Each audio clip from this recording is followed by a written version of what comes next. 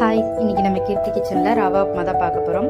அடுப்பில் பாத்திரம் வச்சு ரவை 2 டம்ளர் சேர்த்து நல்லா செவக்க வறுத்து எடுத்துக்கணும். பாருங்கள், இந்த அளவுக்கு நல்லா செவக்க வரணும். அப்போ தான் நல்லாயிருக்கும் டேஸ்ட்டு. உப்புமாவும் உதிரி உதிரியாக வரும்.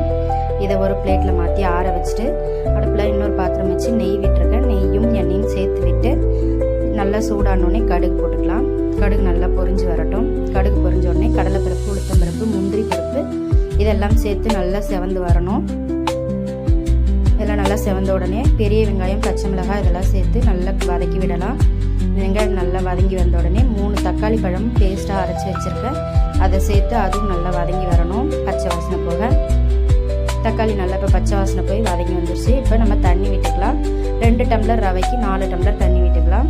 விட்டுட்டு தேவையான அளவு உப்பு போட்டு தண்ணி நல்லா கொதி வரணும். கருவேப்பிலை, கொத்தமல்லி நறுக்கி வச்சுருக்கிறத சேர்த்துடலாம்.